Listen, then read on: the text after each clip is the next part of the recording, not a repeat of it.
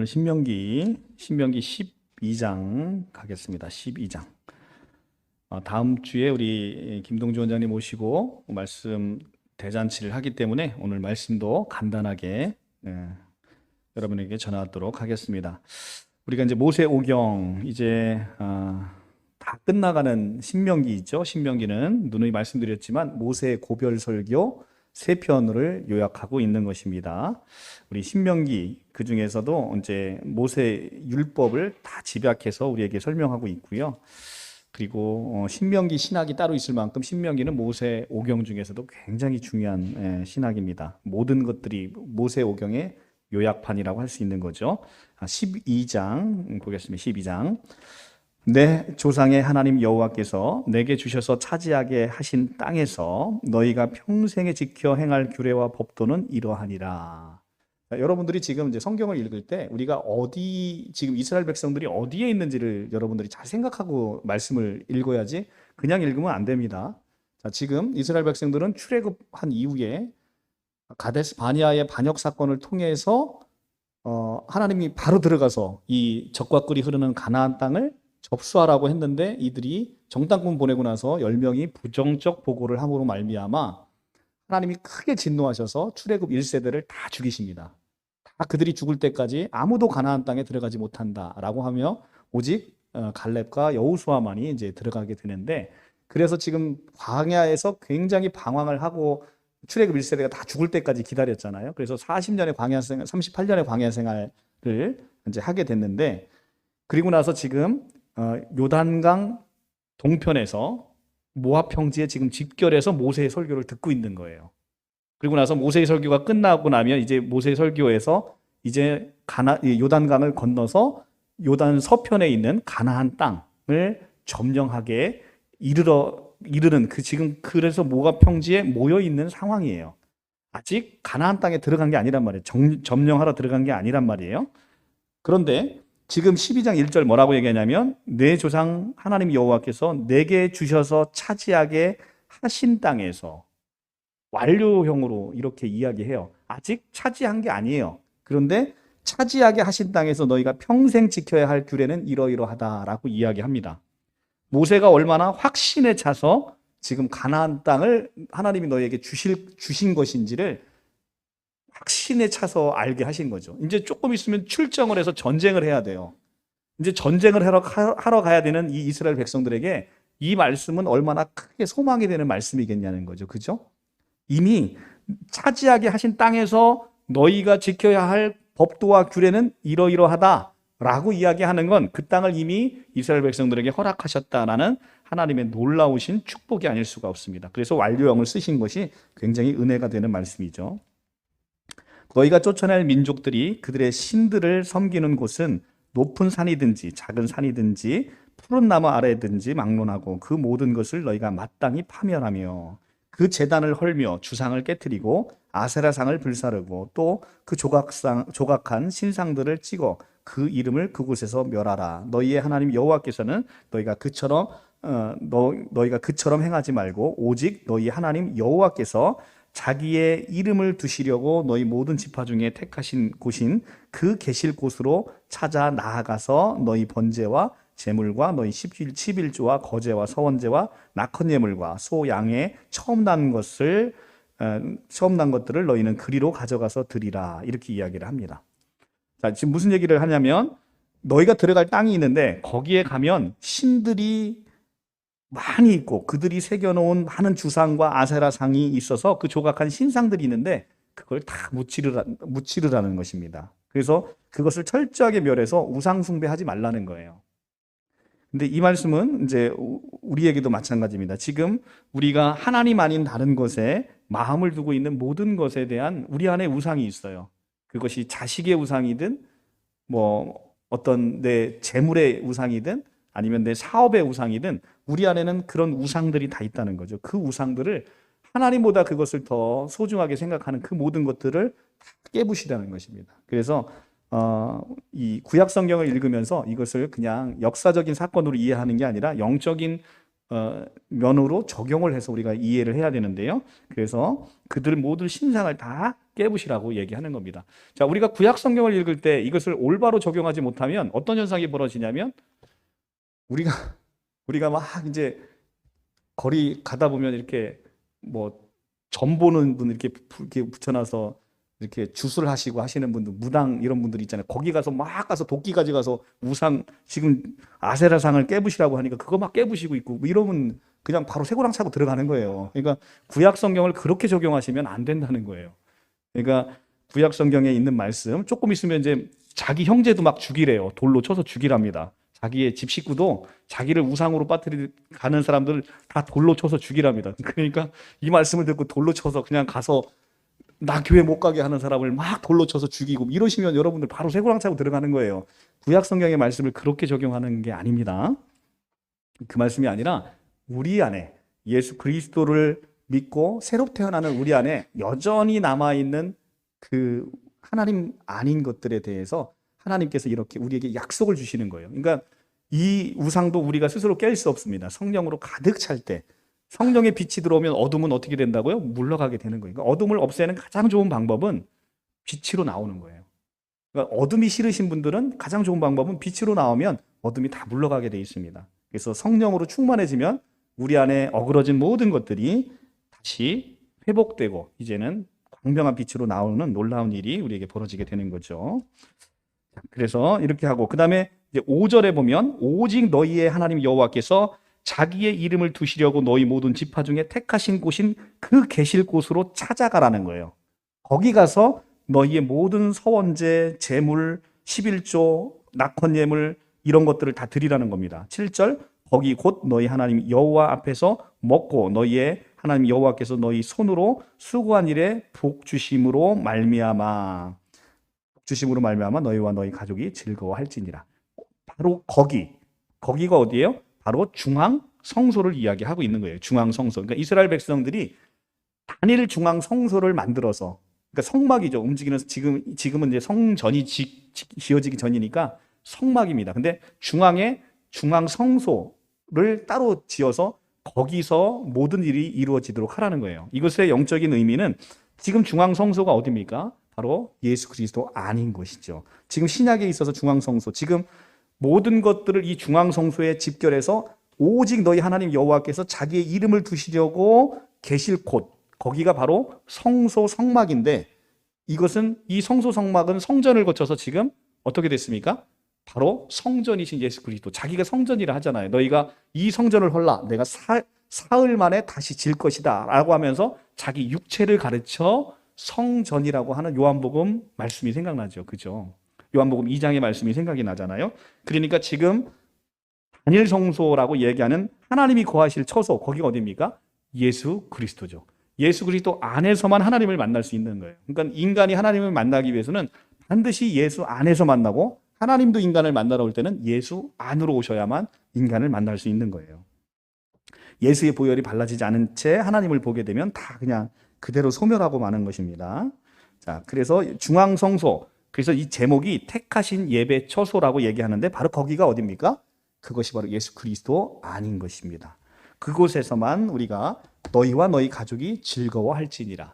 그곳에서만 우리가 참 행복을 느낄 수 있다는 거예요.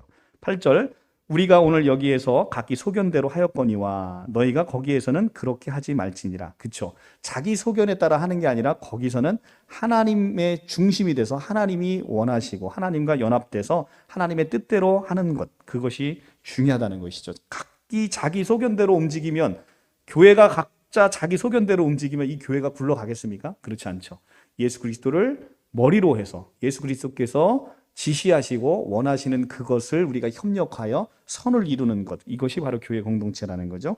너희가 너희 하나님 여호와께서 주시는 안식과 기업에 아직은 이르지 못하였거니와 너희가 요단을 건너 너희 하나님 여호와께서 너희에게 기업으로 주시는 땅에 거주하게 될 때, 또는 여호와께서 너희에게 너희 주위의 모든 대적들을 이기게 하시고 너희에게 안식을 주사 너희를 평안히 거주하게 하실 때에 너는 너희 하나님 여호와께서 자기 이름을 두시려고 택하실 그곳으로 내가 명령한 것을 모두 가지고 갈지니 곧 너희의 번제와 너희의 희생과 너희 십일조와 너희 손의 거제와 너희가 여호와께 서원한 모든 아름다운 서원물을 가지고 너희와 너희 자녀와 노비와 함께 너희 하나님 여호와 앞에서 즐거워할 것이요 내 성중에 있는 레위인과 그리할지니 레위인은 너희 중에 분깃이나 기업이 없음이니라.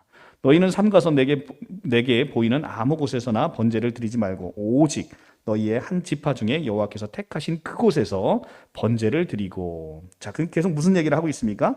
지금 너희가 요단강을 건너가면 너희가 그 기업으로 주신 땅에서 대적들이 물러가고 너희가 안식하고 평안을 누리게 될 거야. 그때 너희는 너희 하나님 여호와께서 자기 이름을 두시려고 택한 그곳에 가서 너희 번제와 너희 십일조와 너희가 가져온 모든 아름다운 서원물을 가지고 가서 거기서 즐기라는 거예요. 거기가 어디입니까? 예수 그리스도 안이라는 거죠. 그러니까 이것이 구약 성경이 신약 성경으로 접목되면서 구약 성경만 가지고 떡 떼어서 목사님들이 설교를 가끔 하시는 분이 있어요. 그런데 구약 성경만 떡 떼어서 설교를 하게 되면 그것이 신약 성경하고 전혀 매치가 되지 않고 적용이 되지 않는 경우죠. 그래서 우리가 지금 가야 될 것은 이 참 성막이신 예수 그리스도 안으로 우리가 성경이 우리를 인도해서 가는 것입니다.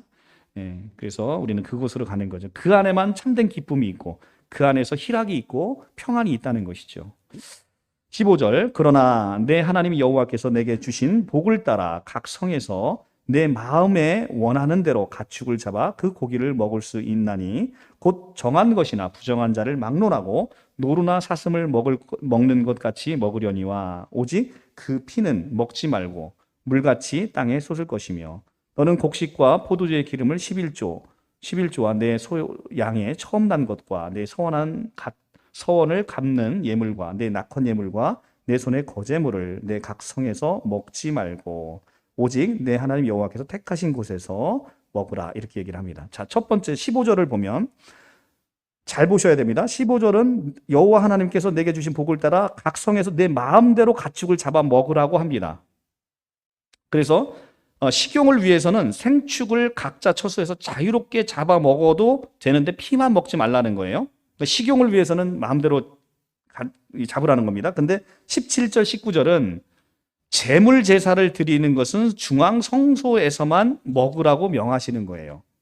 그러니까 각종 제물을 위해서 17절 너는 곡식과 포도주와 십일조와 소양 처음 난 것과 이것은 내 각성에서 먹지 말고, 그러니까 각자가 지금 머물고 있는 성이 있는데 거기서 먹지 말고 중앙 성소에 와서만 이 제물을 먹으라고 얘기를 하는 거예요. 그러니까 식용은 평상시에는 각자가 먹는데 제물은 중앙 성소에서만 먹으라 이렇게 얘기를 하는 겁니다.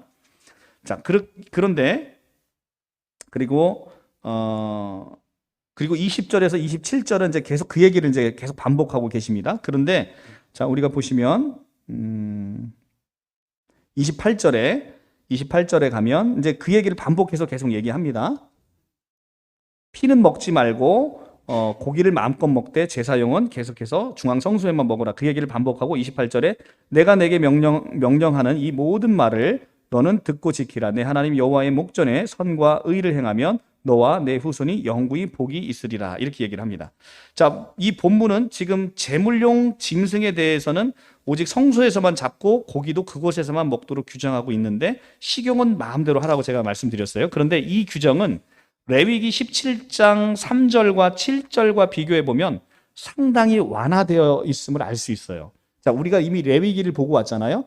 레위기 17장에는 어떻게 규정되어 있냐면 식용이나 제물용 막론하고 모든 짐승을 회막문 앞에서 잡아서 그 피를 단에 뿌리고 기름을 하나님께 화목제로 드린 다음에 먹도록 그렇게 규정하고 있다는 겁니다. 이게 레위기를 가서 보시면 알아요. 이거랑 다르게 돼 있어요. 그런데 본문은 식용을 하는 것은 자기 처소에서 각자 자유롭게 먹도록을 허락했다는 거예요. 그러니까 이런 차이가 생긴 이유는 아마도 광야에서는 백성들이 한 곳에 모여서 회막으로 나아오기가 수월했던 반면에 아마도 가나안 땅에 들어가면 넓은 지역에 흩어져 살게 되잖아요. 그죠? 지금은 출애굽 이후에 지금 떼거지로 몰려 살아서 중앙성소와 가까이 있으니까 뭘 할 때도 중앙 성소에 와서 하라는 겁니다. 레위기 규정은. 그런데 지금 이 신명기 규정은 뭘 전제로 하고 있어요? 가나안 땅 정복 이후의 삶을 전제로 하고 있잖아요. 근데 거기는 막 흩어져 사는데, 아니 고기 하나 잡으려고 내가 여기 부산 살다가 서울까지 고기 잡아 먹으러 가면 왔다 갔다 하다가 진 다 빠지지 않겠어요? 그러니까 이제 그렇게 아니라 이제 각자의 식용으로 먹는 건 자유롭게 각자 먹도록 이렇게 허락을 하셨다라는 것으로 이제 읽혀지고 있습니다. 그럼 이제 여기서 이제 우리가 이제 보게 되는 것은 바로 그것은 이 율법이 하나님의 이 백성들의 형편에 따라서 율법을 하나님이 완화해 주세요. 그러니까 율법의 변환을 우리 뜻하는 것은 뭐냐면 율법이 기본적으로 하나님의 백성들을 속박하기 위한 게 아니라는 것을 우리가 알 수 있어요. 그러니까 백성들을 위해서 율법이 완화되듯 하나님의 율법은 인간을 속박하기 위한 것이 아니고 또 그 자체로 완전한 것도 아니고 이 율법을 통해서 우리에게 보여주는 건 뭐냐면 인간의 죄성을 보여주고 그런 말미암아 우리에게 소망이 없음을 보여주면서 우리를 어디로 인도한다? 예수 그리스도로 더 온전한 율법인 완전한 율법인 예수 그리스도로 우리를 인도하는 몽학선생과 같은 역할을 한다라는 것이 이제 사도 바울의 견지인 것이죠. 그래서 이제 지금 그 얘기를 하고 있는 겁니다. 이렇듯 율법이 레위기보다는 신명기에서 더 완화되게 지금 이제 이 음식 규정을 이야기하고 있다라고 얘기를 합니다. 자, 이제 굉장히 세세한 거예요. 그러니까 이런 내용들을 성경을 읽으시면서 여러분들이 이런 차이와 이런 걸 알면서 지금 성경을 읽으신다는 건 뭐 신학교 수준에서나 가능한 얘기죠. 지금 이런 말씀들이. 근데 어쨌든 말씀을 이제 계속 우리가 강해식으로 보기 때문에 여러분들이 이것이 은혜가 되는지 안 되는지는 모르겠습니다만 이제 알려드리고 있는 겁니다. 자, 신명기 12장 29절에서 32절에 가면 이제 다른 신을 섬기지 말라고 합니다. 이제 가나안에 가면 우상들이 너무 많아요. 그것들을 추종하는 우상 추종을 금지하고 율법의 가감을 금지하는 명령을 하십니다. 29절 내 하나님 여호와께서 내가 들어가서 쫓아낼 그 민족들을 내 앞에서 멸절하시고 내가 그 땅을 차지하여 거기서 거주하게 하실 때. 자, 지금 이스라엘 백성들은 전쟁하러 들어갑니다. 그런데 지금 가면 그 민족들을 내쫓이는 건 누가 하신다는 거예요? 내 하나님 여호와께서. 근데 실제 전쟁은 누가 해요? 이스라엘 백성이 전쟁하는데 하나님은 모세는 뭐라고 얘기하냐면 내 하나님 여호와께서 그들을 멸절시키고 그 땅을 차지하고 거주하게 하실 때 하나님이 너희를 위해서 그렇게 하신다는 거예요. 그러니까 우리가 하는 것 같잖아요. 근데 우리가 하는 게 아니라고 지금 성경은 얘기하고 있습니다. 이 빌립보서 2장 13절 말씀하고 일치하는 말씀이죠. 그죠? 네, 빌립보서 2장 13절. 이게 하나님은 이 자기의 기쁘신 뜻을 위해서 너희 마음 가운데 소원을 두고 행하게 하시나니. 그러니까 너희 안에서 행하시는 이는 하나님이시니 자기의 기쁘신 뜻을 위해서 너희 마음 가운데 소원을 두고 행하게 하시나니라는 그 빌립보서 2장 13절 말씀이 지금 여기에도 그대로 적용되는 거죠. 이 일을 하시는 이는 누구시다? 여호와 하나님이시다. 너희는 스스로 삼가 내 앞에서 멸망한 그들의 자취를 밟아 올무에 걸리지 말라. 또 그들의 신을 탐구하여 이르기를 이 민족은 그 신들을 어떻게 섬겼는고 나도 그와 같이 하겠다 하지 말라. 그렇죠? 다른 신에 관심을 일절 두지 말라고 얘기합니다. 32절 내가 너희에게 명령하는 이 모든 말을 너희가 지켜 행하고 그것에 가감하지 말라라고 이야기를 합니다. 지금 이제 이 본문은 순수한 여호와 신앙을 보존하기 위해서 이스라엘 백성들이 우상 숭배하는 자에 대해서 취할 그 태도를 지금 이제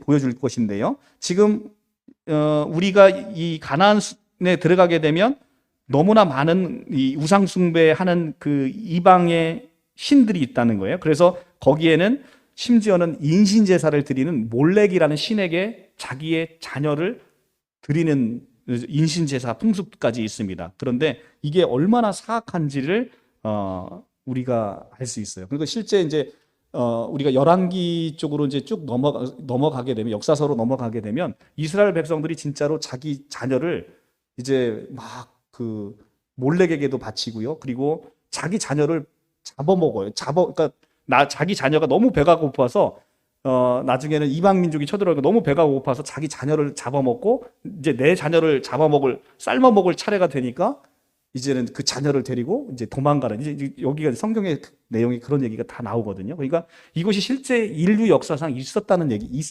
얘기예요. 그러니까 인간이 얼마나 잔혹하고 잔인하고 이런지를 이 성경은 우리에게 그대로 보여주고 있는 거죠. 자, 이렇게 우리가 이제 그들의 신을 몰렉에게 제사 지내는 인신제사 이런 것도 하지 말라고 얘기하는 겁니다. 13장 1절 너희 중에 선지자나 꿈꾸는 자가 일어나서 이적과 기사를 내게 보이고 그가 내게 말한 이적과 기사가 이루어지고 너희가 알지 못하던 다른 신들을 우리가 따라 섬기고자 말할지라도 너는 그 선지자나 꿈꾸는 자의 말을 청종하지 말라. 이는 너희 하나님 여호와께서 너희가 마음을 다하고 뜻을 다하여 너희 하나님 여호와를 사랑하는지 여부를 알려 하사 너희를 시험하심이니라.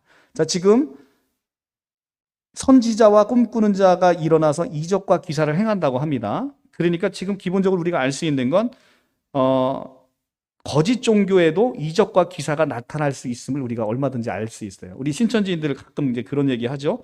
야, 신천지가 부흥하는 거 봐라. 그러니까 여기가 참 진리 아니냐. 가끔 이제 이런 얘기 많이 해요. 물론 그 숫자에 많은 그 부풀려지고 거짓된 게 있는데 그건 둘째 치고 이렇게 거짓 종교에도 이적과 기사가 이루어지고 질 수 있음을 알려주고 있다는 거죠.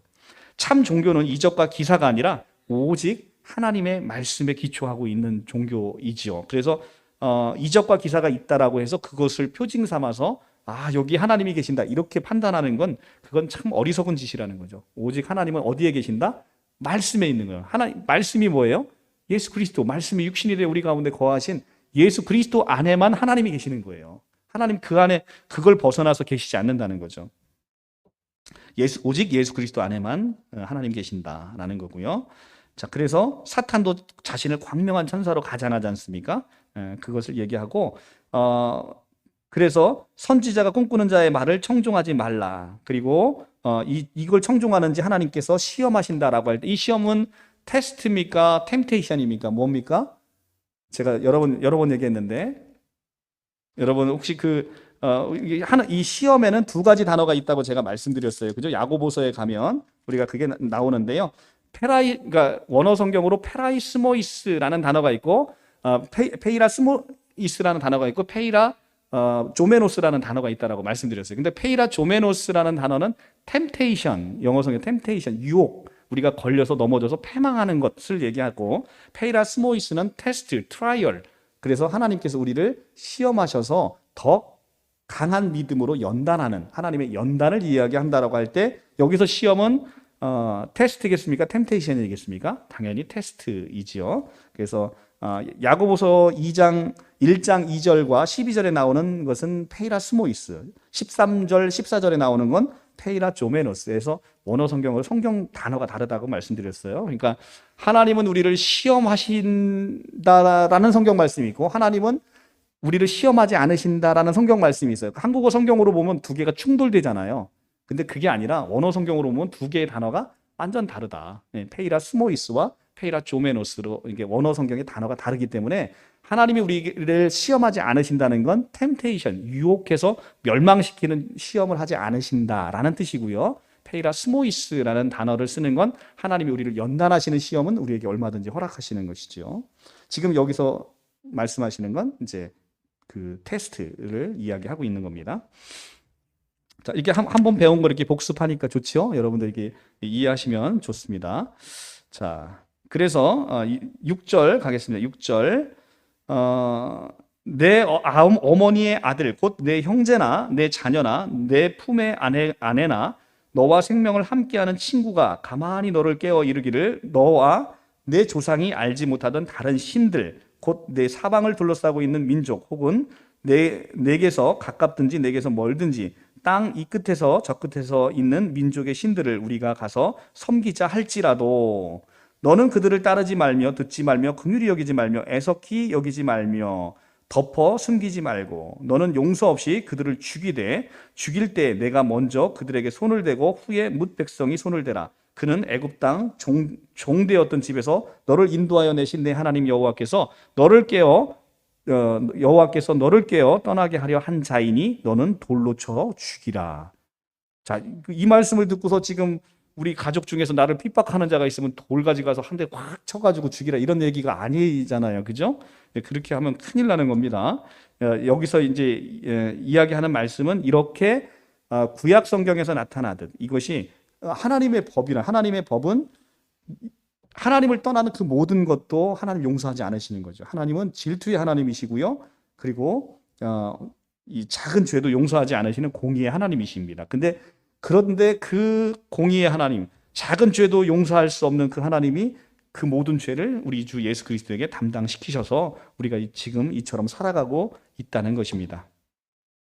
자, 그래서 우리의 신앙의 중심이 지금 누구에게 있어야 된다? 바로 여호와 하나님에게 있어야 된다라고 얘기하고, 사탄의 모든 유혹은 이렇게 가까운 사람들을 통해서 우리에게 오기 쉽다는 거예요. 그러니까 전혀 생뚱맞은 사람이 우리를 유혹하지는 않잖아요. 우리 주변에 있는 모든 지인들이, 우리가 가까운 사람들이 우리를 하나님에게 멀어지도록, 우상 숭배하도록 이렇게 유혹하는 것을 우리가 보게 된다는 겁니다. 그럴 때 우리가 바로 내 안에 있는 그 마음을 어떻게 해야 되는 거예요? 성령이 돌로 쳐서 죽이게 되는 거예요. 성령이 불로써 지져버리고 돌로 쳐서 내 그런 우상 숭배하는 나의 마음을 모두 멸하게, 우리가 그렇게 된다는 약속을 주고 계시니까 우리가 그 약속을 붙잡고 기도하는 것이죠.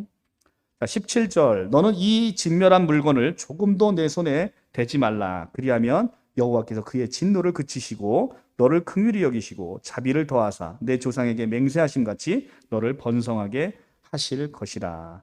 내가 만일 내 하나님의 말씀을 듣고 오늘 내가 내게 명령하는 그 모든 명령을 지켜 내 하나님 여호와의 목전에서 정직하게 행하면 이같이 되리라. 자, 번성하고 축복을 받는다. 그러니까 신명기의 핵심 주제는 너무 간단해요. 너희가 여호와의 말씀을 듣고 순종하면 복을 받고, 너희가 여호와의 말씀에 거역하면 영원한 저주에 처하게 된다. 나는 너무 계속 그 말씀만 모세가 반복하고 있어요. 그러면 여호와의 말씀에 순종하는 게 뭡니까 도대체? 모세 율법을 지키는 거예요? 그게 아니라는 거죠. 여호와의 말씀은 너무 간단해요. 그리스도 예수 안에 거하라. 그거 하나예요. 그게 어려워. 그게 너무 어려운 얘기인데 그거 하나입니다. 여호와의 명령은요, 우리가 그리스도 예수 안에 거하라. 그리하면 내가 너에게 모든 복을 주겠다라고 이야기하고 있는 거죠. 너무나 간단합니다. 자, 오늘 14장까지만 하고 마칠게요. 14장. 너는 너희 하나님 여호와의 자녀이니 죽은 자를 위하여 자기 몸을 베지 말며 눈썹 사이에 이마 위에 털을 밀지 말라. 자, 당시의 고대 풍습 가운데 장례식 때는 자신의 슬픔을 극도로 나타내고 죽은 자의 넋을 위로할 뿐만 아니라 음부의 신을 달래서 죽은 자의 영혼을 편히 쉴 수 있게 한다는 의미에서 자신의 몸을 자해하거나 눈썹 또는 머리를 미는 풍습이 있었다고 얘기합니다. 레위기 19장 28절, 레위기 16장 6절에 보면 알 수 있어요. 그러나 이는 다분히 미신적이고 우상숭배적인 행위였을 뿐만 아니라 나아가서 생명의 근원이신 하나님이 참 신임을 거부하는 지극히 사악한 행위였다는 겁니다. 이에 모세가 이스라엘 백성들에게 그러한 이방인들의 가증한 풍속을 본받지 말도록 지금 교훈하고 있는 것입니다. 오늘날에도 마찬가지 성도들이 본받지 말아야 되는 이 가증한 풍속들이 우리에게 많이 있습니다. 그런 풍속들을 우리가 잘 분별해낼 수 있어야 되겠습니다. 자, 14장 3절부터는 이제 정한 음식과 부정한 음식에 관한 규정이 있습니다. 이건 레위기 11장 1절에서 47절에서 이미 다 나온 얘기예요. 그런데 다시 한번 요약해서 반복을 해주고 있는 거죠. 왜냐하면 왜 모세가 지금 이걸 다시 반복할까요? 레위기는 출애굽 1세대, 출애굽하자마자 1세대에게 한 말씀. 근데 그 말씀들을 출애굽 2세대들은 모르잖아요.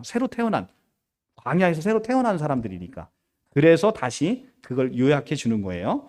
자, 동물과 이 정한 동물과 부정한 동물을 구별하는 기준이 그 자체가 무엇인지는 우리는 자세히 알 수 없어요. 그런데 하나님께서 이 만물을 지으셨기 때문에 모든 동물은 사실은 어떻게 보면 정한다 부정한다 이야기할 수 없겠죠. 그런데 하나님께서는 자신의 백성들로 하여금 식생활에 있어서까지는 이방인들과 구별되게 하기 위해서 철저하게 그들의 구별되는 삶을 요구하고 있습니다. 그래서 가증한 것은 무엇이든지 먹지 말라. 3절. 너희가 먹은 짐승은 이러하니, 먹을 만한 짐승은 이러하니 소나 양이나 염소는 먹으래요. 그죠? 그리고 짐승 중에 굽이 갈라져 쪽발이 되고 책임질도 하는 모든 것은 너희가 먹으랍니다. 그래서 돼지는 굽이 갈라졌으나 책임지를 못함으로 너희에게 부정한 것이니 이 돼지고기 못 먹게 하는 거예요. 자, 그러니까 지금 이거 신명기와 레위기 말씀 보면서 돼지고기 먹고 싶어 죽겠는데 이 성경 말씀 보니까 못 먹게 된대. 이게 그러니까 이제 이렇게 성경을 보면 참 불쌍한 사람이 되는 거라는 거죠. 성경을 이렇게 보시면 안 된다는 거죠. 근데 이것에 이제 우리가 영적인 의미를 이제 살피는 거죠. 그래서 우리 구별 기준은 정한 음식, 부정한 음식 이걸 정할 권한이 누구에게 있어요? 바로 하나님에게 있는 하나님의 주권을 인정하라는 거죠. 내가 봤을 때 이건 괜찮은 것 같아. 근데 하나님 그거 아니라고 얘기하면 어떻게 하라는 거예요? 그건 하나님이 아니라고 하는 게 옳다는 거예요. 그것이 우리가 하나님의 주권을 인정하며 살아가는 삶이라는 것입니다. 그죠? 내 생각이 중요한 게 아니라 하나님 생각. 그러니까 내 생각과 하나님 생각을 말씀을 통해서 계속 우리가 살아가다 보면 내 생각과 하나님 생각이 이제는 일치하게 되는 때가 온다는 것이죠. 우리는 그것에 소망을 두고 사는 거예요. 지금은 내 생각과 하나님 생각은 어째 그렇게 안 맞아. 로또야, 로또. 그죠? 우리 로또 사면 하나도 안 맞잖아요. 그러니까 하나님은 우리의 로또신 거예요. 안 맞아도 그렇게 안 맞을 수가 없어. 그러니까 나는 이게 옳다고 하는데 하나님은 그게 아니래. 근데 이것이 이제 점점 좁아져서 진짜 하나님이 우리의 진짜 로또, 당첨이 됐을 때 진짜 로또가 되시는 그렇게 생각이 딱 맞아지는 거. 이게 정말 중요하다는 거죠. 그래서 정한 음식과 부정한 음식을 쭉 정해놓고 이야기하는데 이것의 그러면 요점은 무엇이냐? 바로 구별된 삶을 살아라는 거예요. 하나님의 백성으로서 구별되는 삶, 이방인과 함께 하지 말고 구별된 삶, 그렇죠? 지금 우리는 이방인처럼 구별된 삶을 우리가 이방인과는 달리 살아가고 있어요. 그러니까 지금 세상 가운데 건져진 사람들이란 말이죠. 그래서 보시면 알겠지만 세상에 옛날에 내가 참 좋아했던 것들이 지금 하나둘씩 멀어져 있는 여러분들의 모습을 발견하게 될 거예요. 그래서 교회에 모여서 교인들과 함께 하나님을 찬양하는 것, 이것이 너무 행복한 것이 느껴지는 바로 그런 것을 여러분들 보게 됩니다. 그래서 자연스럽게 구별된 삶으로 우리를 인도하시는 성령의 인도를 우리가 기대하게 되는 거죠. 자, 21절. 너희는 너희 하나님 여호와의 성민이라. 스스로 죽은 모든 것은 먹지 말것이나 그것을 성중에 거류하는 객에게 주어 먹게 하거나 이방인에게 파는 것은 가하니라. 허락된다는 얘기예요. 너희는 염소 새끼를 그 어미의 젖에 삶지 말지니라. 자, 이게 지금 21절의 말씀은 레위기 17장 15절에서 말씀하고 좀 다릅니다. 레위기 17장 15절에서 본토인이나 타국인이나 스스로 죽은 짐승의 고기를 먹는 자는 동일하게 정결해야 되는 예식을 요구하고 있어요. 그런데 지금 여기서는 야, 유대인 너희들, 하나님의 성민인 너희들은 죽은 거 먹으면 안 돼. 그런데 이방인들에게는 그거 팔면 돼. 레위기 규정하고 완전 다르잖아요. 레위기 17장 15절에 가면 읽어보시면 완전 규정이 달라요.